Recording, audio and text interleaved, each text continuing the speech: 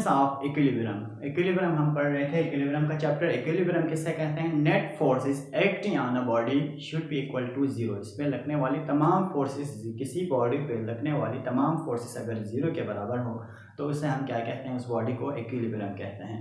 इसमें static equilibrium, dynamic equilibrium, ये सब हमने पढ़ा था। अगर कोई बॉडी रेस्ट पे हो, या इस तरह आप डिफाइन कर सकते हैं इक्विलिब्रियम को, अगर कोई बॉडी रेस्ट पे हो या यूनिफॉर्म मोशन में हो तो उस बॉडी को हम क्या कहेंगे?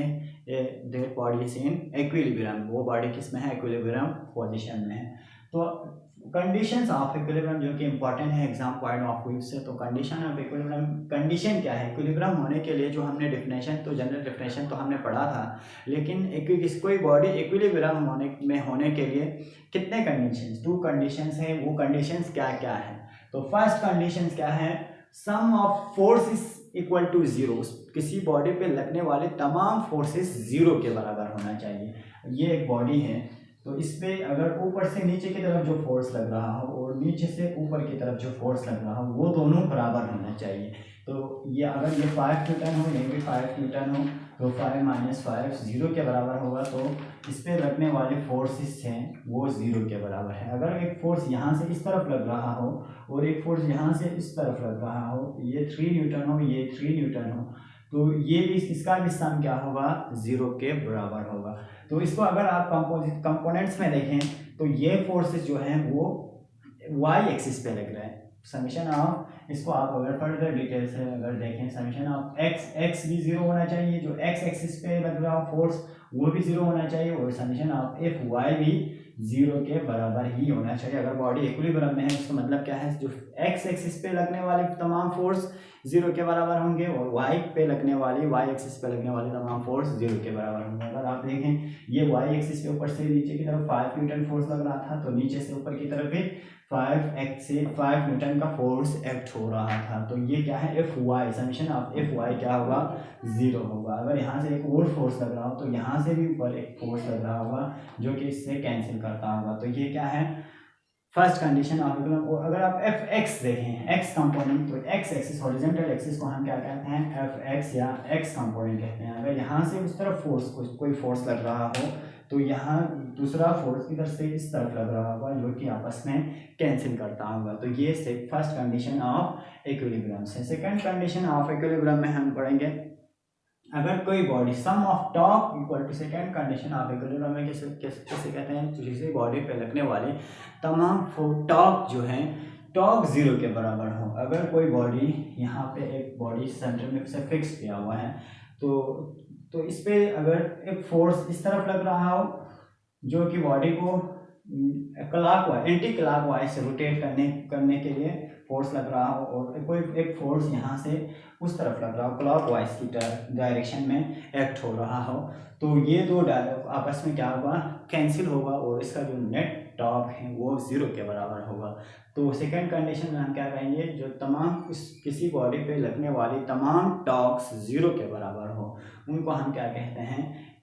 इसको सेकंड कंडीशन ऑफ इक्विलिब्रियम। तो इक्विलिब्रियम, कोई भी बॉडी अगर इक्विलिब्रियम में हो, इक्विलिब्रियम होने के लिए क्या चीज़ ज़रूरी है? पहला कंडीशन क्या है? उस पर लगने वाली फोर्स एक्स एक्सिस पे हो, वाई एक्सिस पे हो, वो तमाम फोर्सेस जीरो के बराबर होना चाहिए।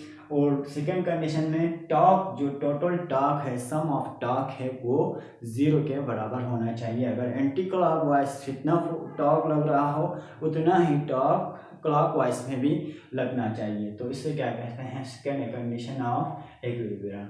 अब इसके बाद state of equilibrium. 3 state of equilibrium है जो कि एग्जाम और पॉइंट ऑफ व्यू से इम्पॉर्टेंट है। स्टेट ऑफ इक्विलिब्रियम के फर्स्ट इसमें हम 3 टाइप्स पढ़ेंगे, stable equilibrium, unstable equilibrium, neutral equilibrium. ये 3 जो है हम टाइप्स पढ़ेंगे। स्टेबल इक्विलिब्रियम किससे कहते हैं? इसमें जो है सेंटर ऑफ ग्रेविटी जो है वो शिफ्ट होते हैं। अगर किसी बॉडी को आप डिस्टर्ब करेंगे तो उसमें जो सेंटर ऑफ ग्रेविटी थोड़ी देर के लिए शिफ्ट होंगे, और थोड़ी देर के बाद अगर आप उसको छोड़ दें, फोर्स को आप रिलीज कर दें, तो दोबारा अपनी ओरिजिनल पोजीशन पे आएगा और सेंटर ऑफ ग्रेविटी सेम रहेगा। अगर आप मैं इसके एग्जांपल दे दूं, तो अगर मैं इस पर फोर्स लगा दूं, डिस्टर्ब कर दूं, फिर वह इसमें जो सेंटर ऑफ ग्रेविटी है वो शिफ्ट हो गए हैं। अब इसको दोबारा से छोड़ दूँ तो उसके अपने ओरिजिनल पोजीशन पे आ गए हैं। तो इसका सेंटर ऑफ ग्रेविटेशन है वो दोबारा जो अपने ओरिजिनल पोजीशन पे आ गए हैं। तो उस तरह के बॉडी को, इस तरह के डिस्टर्बेंस को इस तरह के बॉडी को क्या कहते हैं? स्टेबल इक्विलिब्रियम कहेंगे। इस तरह के बॉडी को क्या कहते हैं? Stable equilibrium. Those types of equilibrium in which जब हम डिस्टर्ब करेंगे तो उसमें डिस्टर्ब करेंगे, इसी बॉडी में डिस्टर्बेंस पैदा करेंगे तो उसमें जो सेंटर ऑफ ग्रेविटी है वो थोड़ी देर के लिए शिफ्ट होते हैं और दोबारा से अपने ओरिजिनल जो एक पोजिशनल जो सेंटर ऑफ ग्रेविटी है या ओरिजिनल पोजीशन है वो क्या हुआ?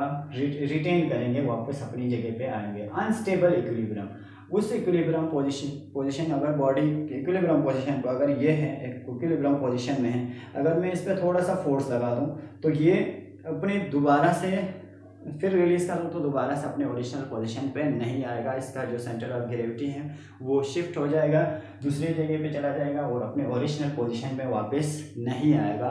तो इसे क्या कहते हैं? Unstable equilibrium. इसी तरह न्यूट्रल इक्विलिब्रियम में क्या होता है? अगर हम किसी बॉडी को डिस्टर्ब करें, एक कोन देखें, कोन इसका क्या है? एग्जाम्पल है।